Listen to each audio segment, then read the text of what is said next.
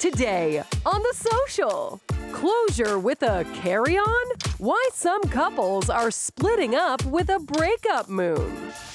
And do you cut them off or talk it out? We discuss whether shunning people with opposing views solves anything or just fuels the divide.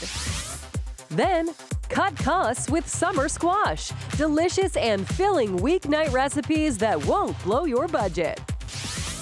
Plus, rising star Alli Walker chats about her brand of bra country music, her love of electric bagpipes, and hanging out with Shania Twain. It all starts now on The Social.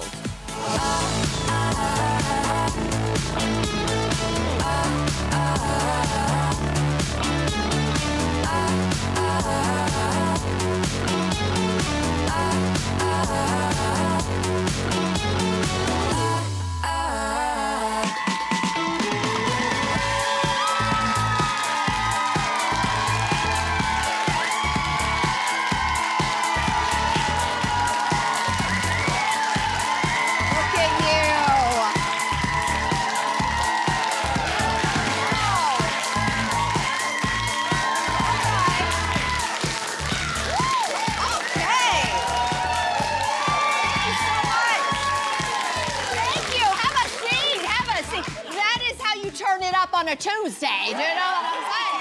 It's Tuesday. Oh. I know. Well, you know her, you love her. The one and only Julie Black is back.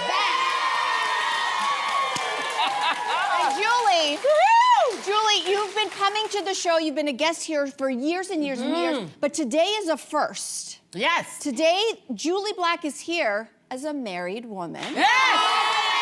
Yes. Yes, Julie Valentine. You want? I'll give you a quick flash. Oh, we're gonna get a little sneak This is an peek? exclusive. No one's seen this. No one's seen this. Get in on it quick. Wow. Oh, that's it. That's all you get. That's it. Call me Mrs. Valentine. That is my name. You're kidding. That's my last name. Did you change it? Okay, Yes. so we introduced you wrong. So are you Julie Valentine? Julie Valentine. Oh, Yes. Yes. Not a gimmick. That's doing the it. paperwork. You know that what? should be our first topic today. Your last name. Can we talk about the way you are glowing? Yes. Girl. Yes. That's called peace. Yes. We love it. Amen to that. Okay, well, you're bringing a whole new perspective to the show, Julie. So let's kick this off, shall we? Shall we? I mean, very different than your story, but would you ever consider taking a trip with the person you're about to break up with? Right? I know. There's a writer for Elle magazine. A writer for Elle magazine says that a breakup moon helped her and her boyfriend say goodbye in a beautiful way to their relationship. Julie, what do you think? That has to be a white people thing. It has to be. Because black people, we ain't spending no money on no breakup moon. It has to be some sort of millennial something or other. Are you kidding me? That's like, all we had was a bus pass when we broke up. We're gonna spend money? Well, the trip was, in this case, the trip was already paid for, and they couldn't get the money back. Couldn't get the money back. Yeah, what would you do? You couldn't get the money back. No, we're gonna take that one to Jesus. We're just not going. We're not going. Thank you. But I have a story. Okay. I have a story. Okay. My ex of 9 years, and you know, my honey's gonna watch this, and he knows my whole life story. Yep. So my mom turned 80, long story short, we had a trip booked. 30 of us to go for my 80th birthday. Him and his mom were already booked. True story. I'm like, why are you coming? Why are you coming? There's all type of mixed messages, all type of mixed signals, and you're like, oh, maybe it is gonna work out, maybe not. No, they just wanted the trip. After we came back, You paid for it. Okay, that's. I didn't say nothing.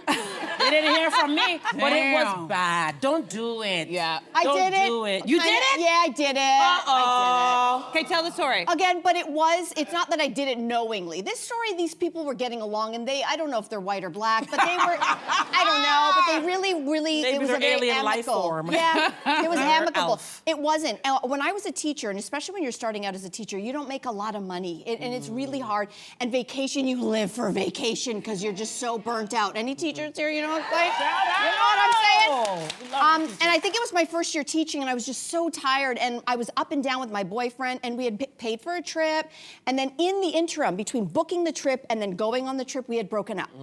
So now what do? I'm like, let that money burn. No, I couldn't. I mean, that's a privileged thing to do because I needed this vacation. So I said to him, would you consider not going? Like, I first asked him, would you consider not going and I'll just go by myself? And he's like, I'm not burning that money either. So guess what?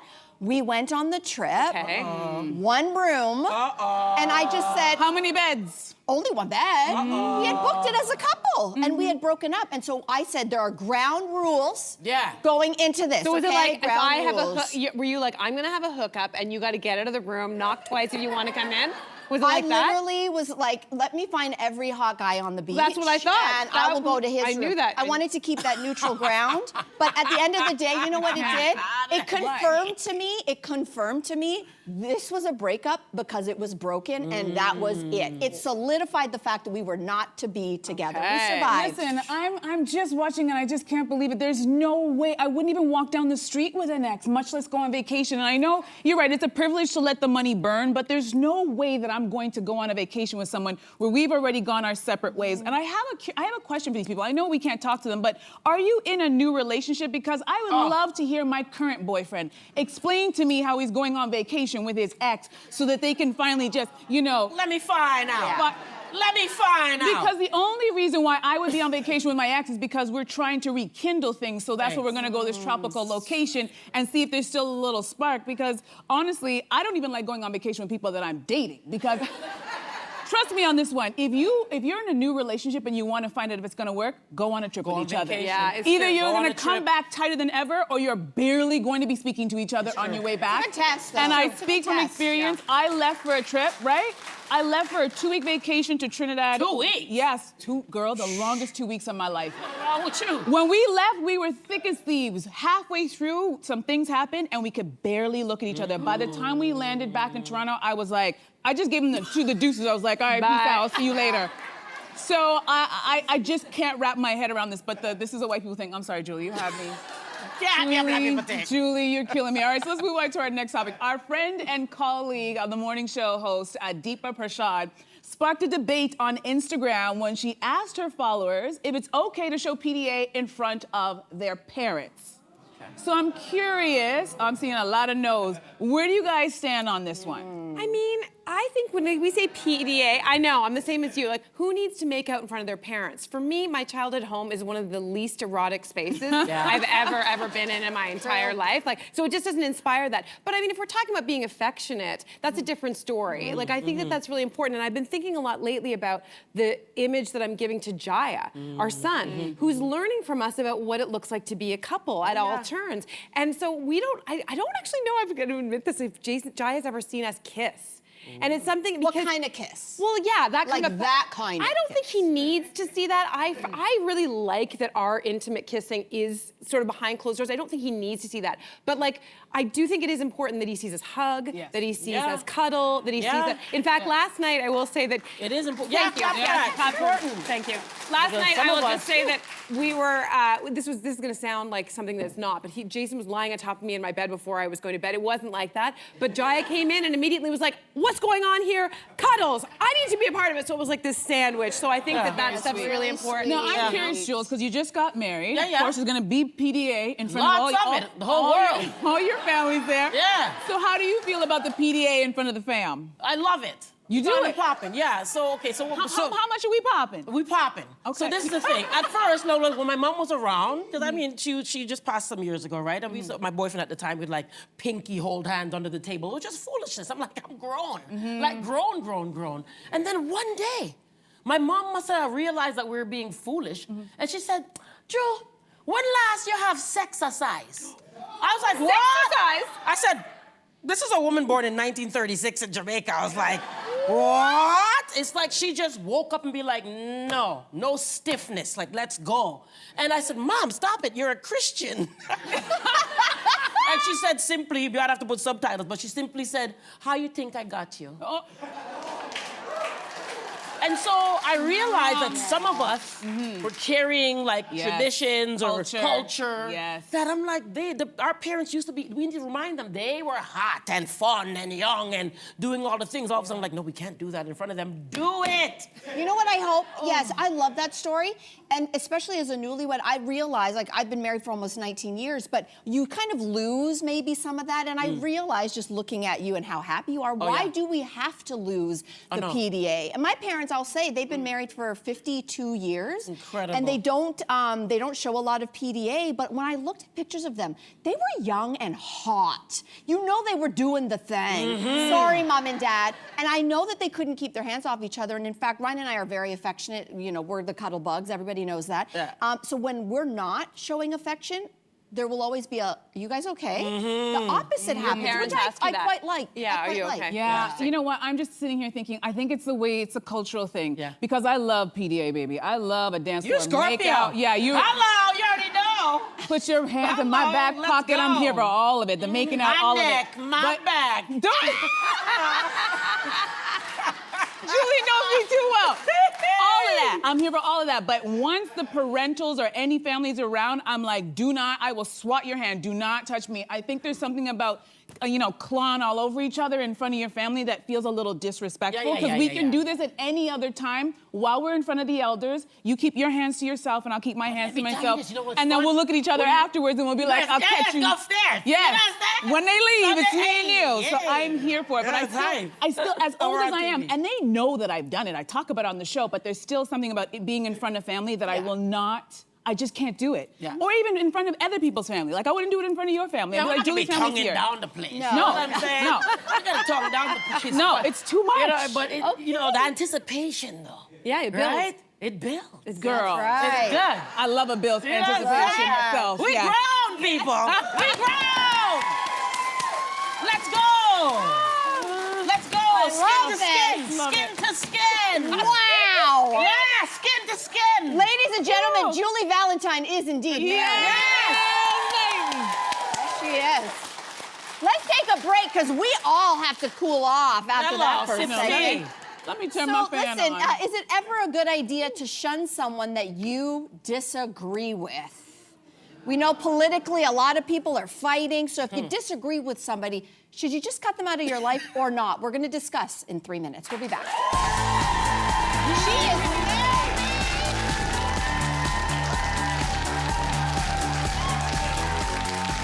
Tomorrow on The Social, step aside Italy and France, delightful Canadian alternatives to international wines for sipping with elbows up.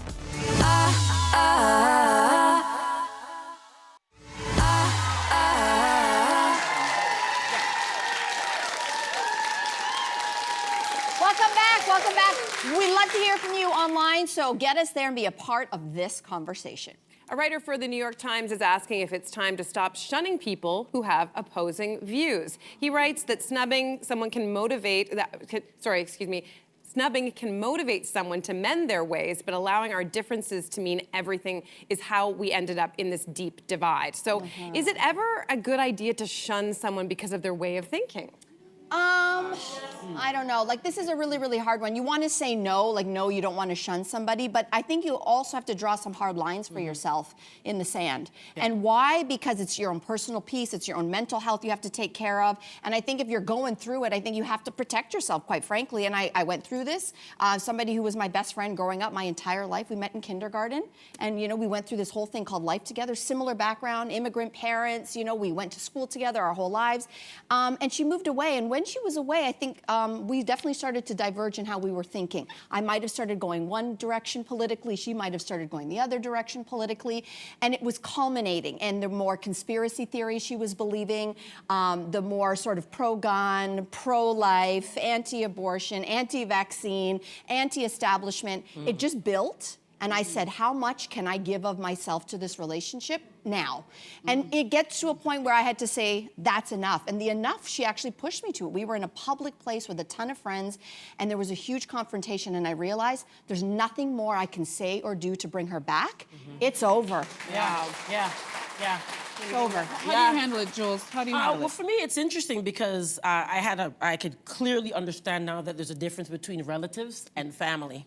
Wow. And and I, you know, especially this journey to becoming a wife and understanding that no matter how much I do for my relatives, and I'm happy to say this, they're gonna see this and probably shun me even more. You know, what came to me is people don't want what you could offer them, they want what you have. And a lot of times what you have is your joy, right? I have to tell a family member just today, I'm not gonna let you take the J out of my joy. Flat out. Jules. Right? So the boundaries, to your point, like we get this one thing called life, one.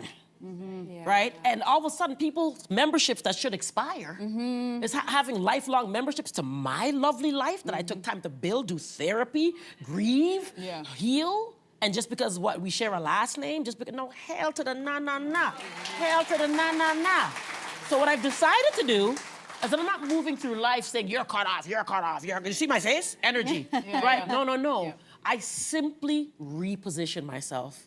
But my mom used to be like, back in the day when I used to knock on my friend's door, right? I'm gonna go call on this person, call on that person, right? And my mom, as a little girl, it just came back to me now, and she would say, wait and see if they wanna come knock on your door and play. And that came back to me recently over this journey to getting married. I was like, I'm reaching out. Let me just sit on my hands for a second. Who's coming to my door? Who's coming to my door?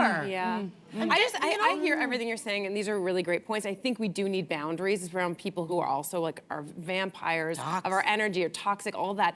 And yet I can't help but think that the more that we push people out, the more radicalized they potentially become, and then they end up in their own. No, I get it. If you're not saying you're pushing out, but let's agree on this, that we can see that we've become a society where it's like if you don't maybe this is more of an online thing, but it feels more and more like people who have a certain belief system. They are in their own echo chambers, and they're surrounded by people who are believing the same things.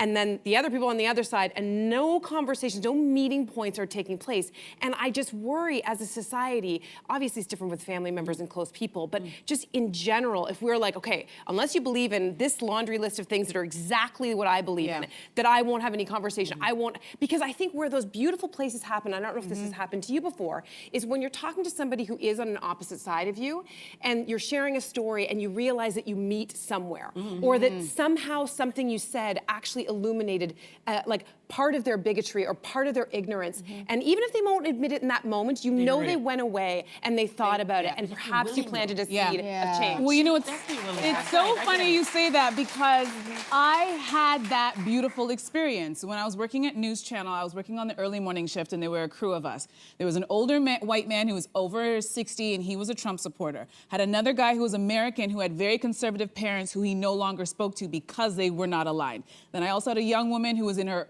early 30s. She just moved here from Egypt. She was an immigrant, and she was also Muslim. And then I had a first-generation guy who was raised Jewish, married to a Christian woman. And we had the best conversations every single morning. That's why I talk about them with so much affection. We did not all agree. We all came from different places, but there was a respect, and we were able to sit down and be like,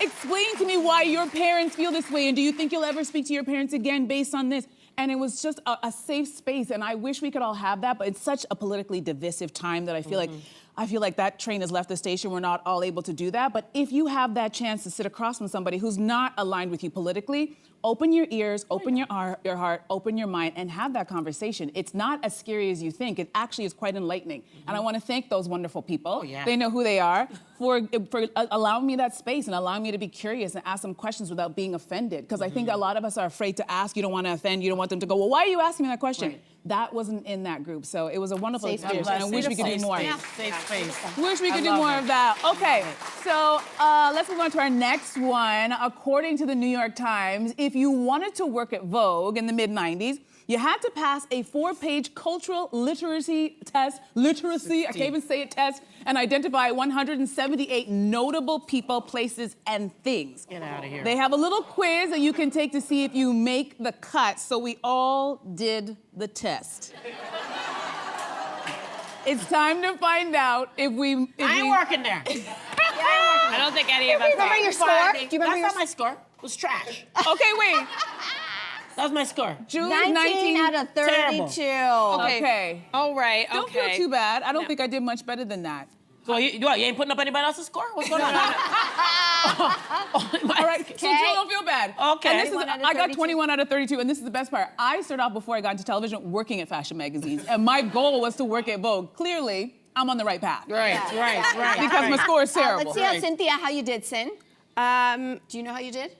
Oh, there we go. 23 out of 32. Hey! Whatever. People getting hype off of Yeah, that. It's not very good. I said I wouldn't get. I wouldn't get higher to that. I don't think. It says more cultural seasoning is needed. I worked at fashion television too, right? I know. Yeah. I know. Yeah. I'm gonna say that to somebody when their food is trash. That's right. More cultural seasoning. I didn't do much better. I think I sat at about a 22 out of 32. Also more cultural seasoning. It's the cultural part because the questions, I think we all started okay. Yeah, We're like, strong. oh, this is so easy, right? Yeah. And then all of a sudden it hit us with a couple of questions and you're like, oh. That was not cultural. That was not Clearly. cultural. It was not cultural. But it does make me wonder if the younger generation had to do some kind of test like this. Our younger generation is experiencing culture differently than we did. We lived it. I think so much culture comes by way of digital that I wonder how the younger generation, you Gen Zers out there, I wonder how you would do because culture is different. I'm not saying it's better or worse. I'm saying that you guys are consuming culture differently than we did. Yeah, and they don't look as young. Apparently, did you see what's going on? They're slapping all types of stuff on their face and they can't even, they still ain't looking. Look, we almost 50 up in here, okay? Let's go! You're stressed out! Comparing yourselves to everybody else. Stop it right now. Oh my Take some melatonin, go to sleep. Do something with yourself. Oh my gosh, health advice with Julie Valentine. Our favorite TV shows are in the spotlight. The Emmy nominations just came out a few hours ago. We're going to talk about the snubs and all the surprises coming up next.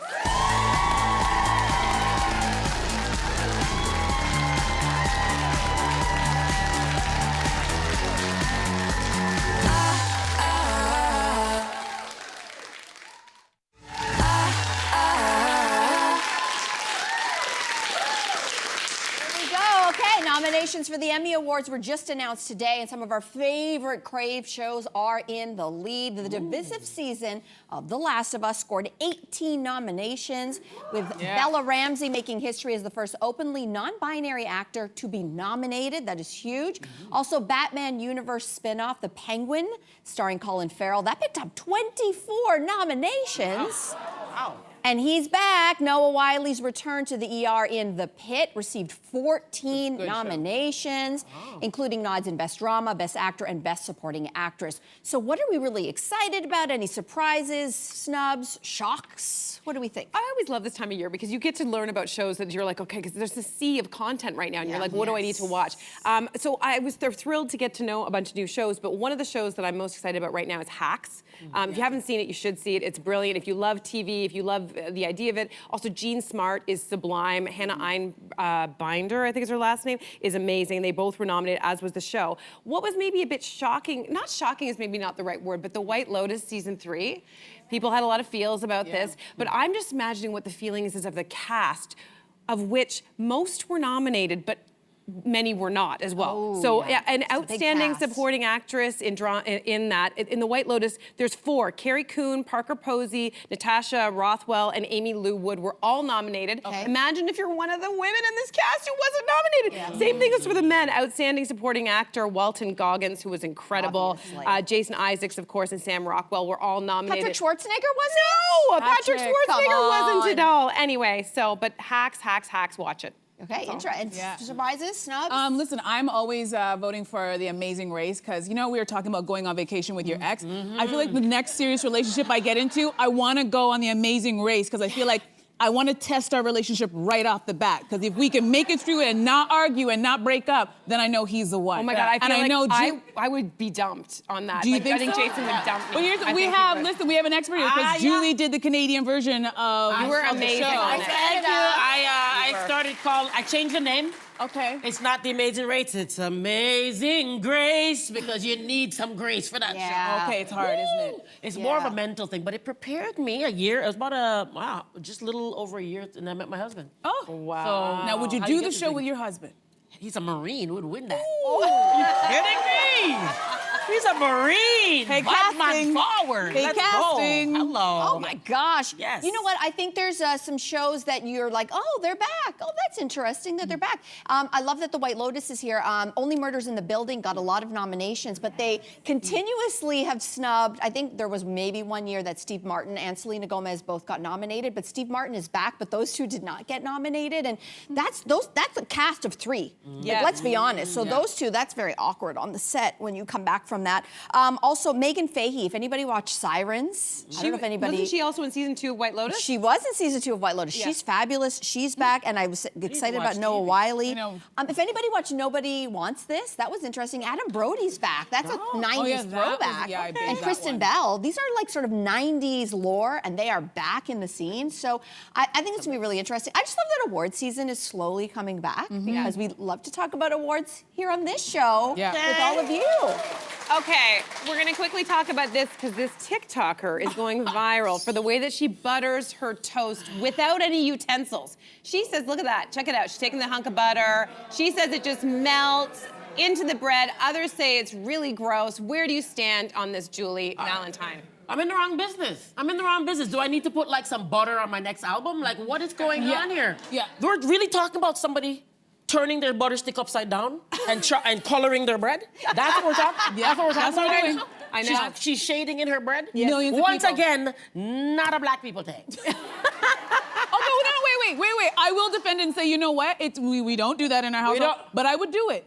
I would do it because there are Of two course types. you would. There are 2 types of people when it comes to butter: the people who grew up with butter in the fridge and people who grew up with butter on the counter. True. Now, if you kept your butter in the fridge, which hard. is what we did, it's hard and It's you're going hard. to destroy the bread. So this is actually a genius idea, just to take it. It's going to melt it. You're going to get without destroying the bread because the bread's in one piece. It's gonna have beer crumbs in the butter, and then you though. take the butter knife afterwards, though, and then you just scrape off all the crumbs and you fold it back and you put it That's back too in the much But fridge. work. if you have to, because That's too much she said in the video, there's 2 sticks of butter in her fridge. There's one that is just for buttering bread. You don't even have Yeah. to do the scrape off. And also, when you Are have these to use a grocery knife, prices? I know. But the Grocery thing is, prices. Do you see what we're talking? pieces We're on like such an amazing TV show. The whole world's watching us on the social, and we're talking about somebody buttering their bread. Butter! This is a topic.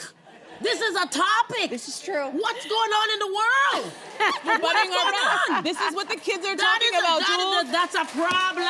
Fair question. This is what the Fair kids today question. are doing on the tick and the talk. And the tick and the talk. This is what Yes, they're doing. exactly. They're buttering their bread. I was going to say Julie Black, great to have you here, but Julie Valentine, this is why we love you. Welcome back, and thanks for coming back. Thank you for coming back. I love being here. Love you. We will Anytime. see you again soon. I have a feeling things are coming down the pipe that you're Oh, going Ooh, to and bring your talk about. husband. Bring your Things are coming husband. down the pipe. Yes, bring him. We love pipe. We are going to break. Line. That's the pipeline. Pipeline. Pipeline. Julie. Pipeline. Julie. Tell me you're a Pipeline. newlywed. Where did Tell me you're a I'm a newlywed. Give me without grace. telling me I'm a you're a newlywed. newlywed. Newlywed. I don't think it's going to get any better. You ready? Ready? Look what it says in my teleprompter. Oh. We've got summer squash recipes coming up next. We'll be back. Bye. Bye.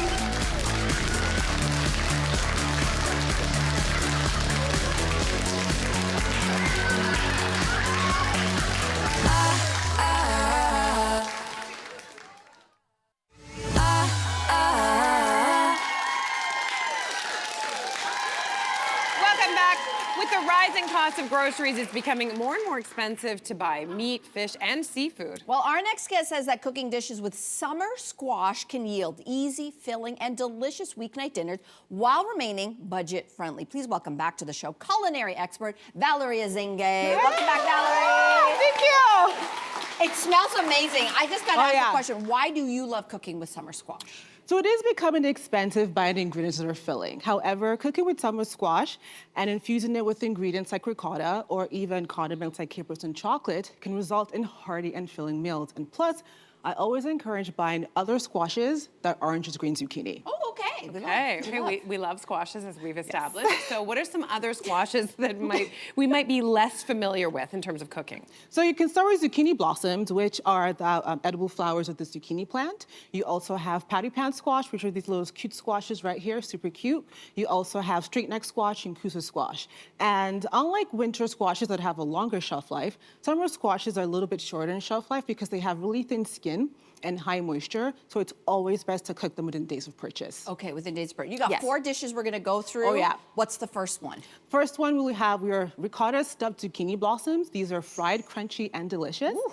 And the first thing you want to do is in a large bowl, you're going to combine some ricotta cheese, some Parmigiano, some lime zest with some lemon juice, some salt and pepper. Mix that together, and then in a piping bag, you're going to pipe your zucchini blossoms. Once you pinch them to close, dip them in a batter. The batter is a mixture of some flour, club soda, and baking powder. Fry them in some hot oil until it's nice and ready, and you can eat it on its own or with a dip. I have some remoulade you can also dip in there as well. So good. I would eat that for a meal. Can you Just see the whole thing for a meal? Like, just look at the inside of this. So there's like an art form to this, which is that you can see that you've stuffed that's it. so cute. But these They're are the quite actual zucchini That is blossoms a zucchini here. blossom, yes. So it seems like it would be really hard to stuff, like to get something inside that. How do you do it? It can be tricky, but 2 things. First of all, make sure your ricotta cheese is slightly warmed up, so that way it's not stiff in the piping bag. And also, just don't overfill it. So when you pinch the tips, it closes on its own. Can I eat these? You can eat everything. Okay, yeah, because Go it's so for good. it. It's just so good. That's why it's here. I'm not taking it back. Okay, yeah. Thank you. Thank you. Listen, everybody and their mother has air fryers these days. Could you just throw these guys in the air fryer? You absolutely can. Just make sure you grease the basket before you air fry so it doesn't stick. Okay, so Yeah. good. Okay, so next up we have your take on meatballs. What can you tell us about them? So these are chili lime squash meatballs with a remoulade. Again, super simple, and they come together rather quickly. First things first, in a pan, you're gonna saute some onions, add some garlic, then you're gonna add in some shredded carrots and some shredded yellow squash, season with some chili powder, some salt and pepper.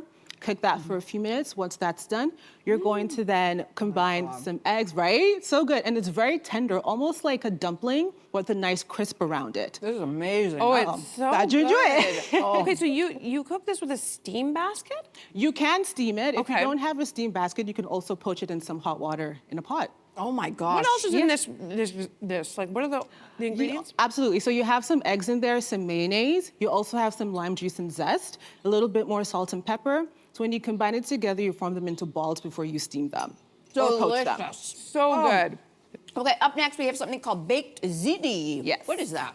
It's basically a spin on fans ziti, in but the a audience. little vegetarian spin with some squash for summer. Yeah, really good. Start things off. You want to roast your squash to pull out the moisture.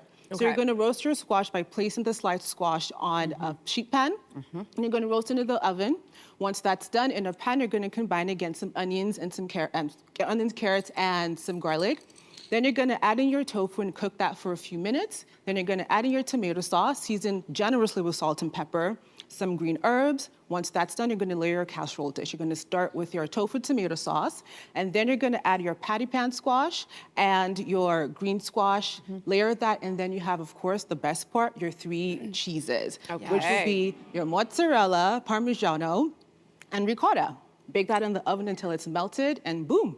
It's amazing. So how many different kinds of squash, or could you use many types You can of use squash many here? types. This has a mix again of patty pan, straight neck, and some green squash, but any squash works for this. It's so good. I love this so much because I've like sort of dabbled in growing growing vegetables, and one of the things that is so easy, you kind of like can be a total Zucchinis. idiot. Yes. Zucchini. And then there's so many of them. I'm always just like, oh, I guess I chop it up. Anyway, so these are such great ideas. Yeah. But your last dish, though, I feel like it may come as a surprise because it's a sweet one. It's a dessert, a summer squash dessert. So tell us about this. I know. So I have a double chocolate squash loaf with chocolate ganache. I gotta tell you, I make this once a month. I have some squash in my freezer just for that, because it is that addicting, and it's Okay. also flour-free. So to start things off, you're gonna add some yeah. grated squash. Yeah, right? Oh, yeah. Grated squash in a large bowl, and then you're gonna add your almond butter, some salt, and some eggs. Whisk that together with a little bit of honey. Then you're gonna sift in some coconut flour, your baking powder, baking soda for leavening. And then you're gonna whisk that, pour that in a prepared loaf pan.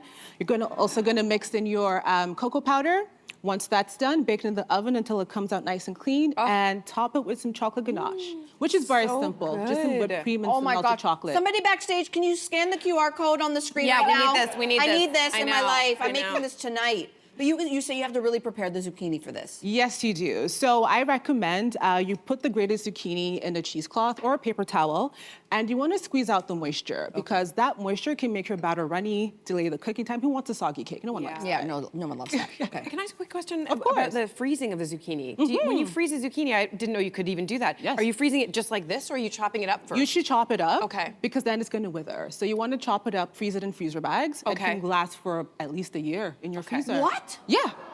Hot tip, guys. This Hot is why I tip. make this every month. It's so good. Oh my God, so good. So could you also use peanut butter or any other nut butters in this loaf? Any nut butter works. Sometimes I use peanut butter. Sometimes even pumpkin seed butter works. Oh my You want to take advantage of all your but options. truly, how tricky is it? Like, how tricky is it? It's actually very, very simple. Again, the one thing you want to get down is maybe when you're adding some almond butter, you want to melt it a bit in case it's a little too thick. Yep. Or make sure if you're getting natural almond butter, if the oil separates, you want to mix that in.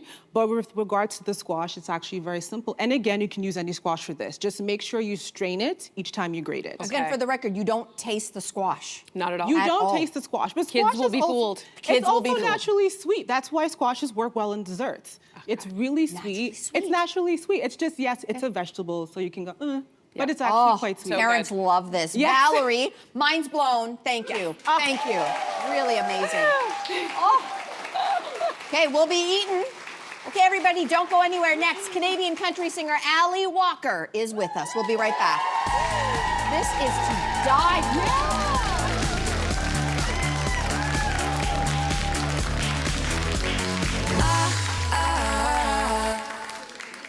Welcome back. Our next guest is a PEI-raised, Nashville-based country singer and electric bagpipe player who's quickly becoming one of the most exciting voices in the genre. In 2024, she received her first ever Canadian Country Music Award nomination for Female Artist of the Year.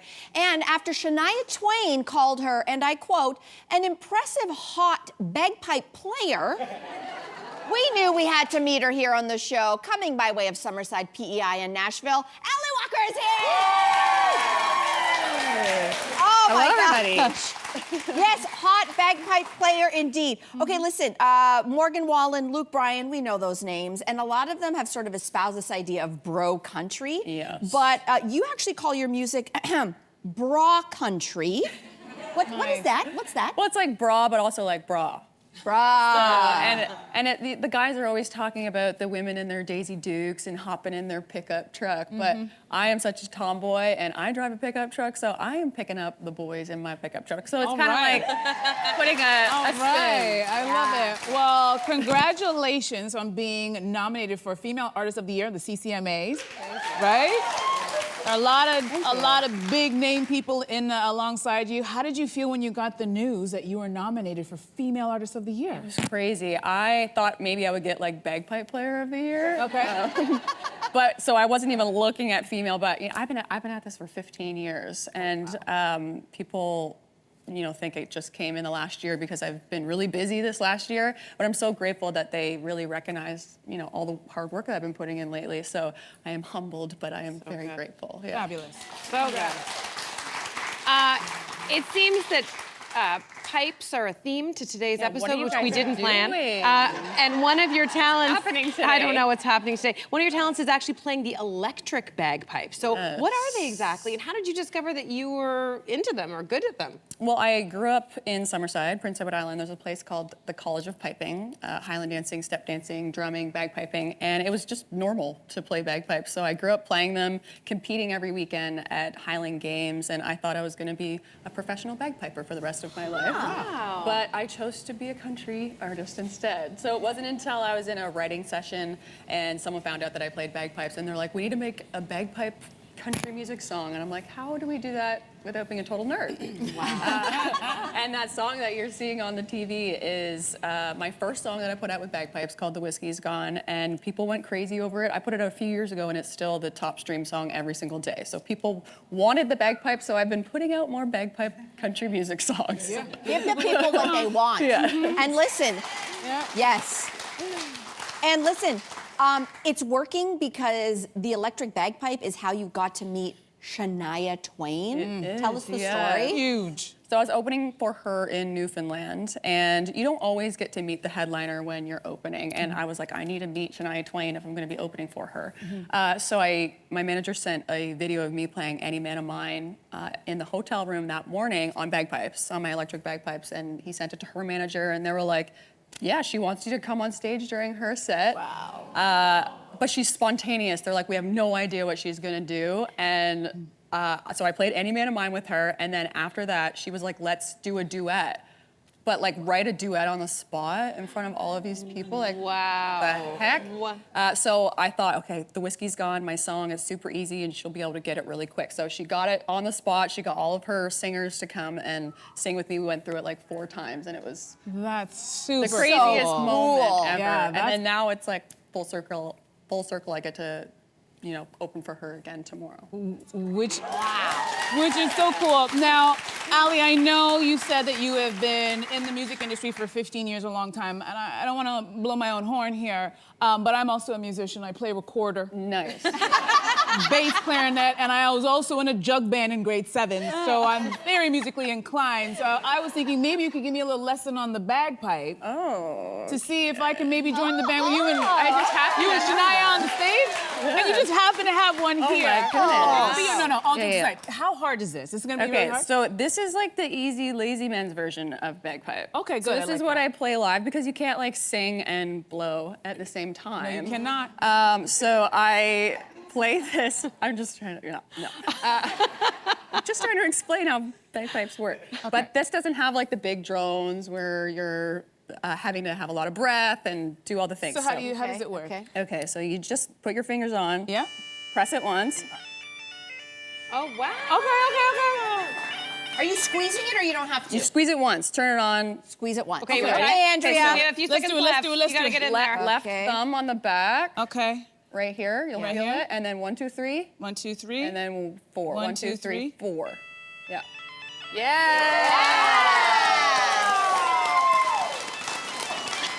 She's a professional. Oh my God, so much fun. Alli, thank you so much for being here. So much fun. Andrea's killing it. She's got the pipes. So good. Okay, everyone watching, you can catch Alli Walker and Shania Twain live tomorrow, July 16th at the Great Canadian Casino Resort. Tickets are available at ticketmaster.ca. All right, next time on The Social, everybody, advice on how to navigate family estrangement. Maybe Julie Valentine will come back for that. Find out. Also, Canadian alternatives to popular international wines, which would be interesting as well. I think you two are in that segment. I know I'm not in that. So are you We're gonna get our excited? drink on tomorrow. Yes, we're gonna learn great information about the wine. Correct. Canada. Research. Yes. You'll be doing your job. That's for y'all. It's for you Okay, guys. for your It's for you guys. benefit. Yeah. We want to remind you, everybody, we are on Crave. If you're wondering, do you guys stream? Yes, we are on Crave. We're also on YouTube. You can listen to the podcast on the iHeartRadio app as well.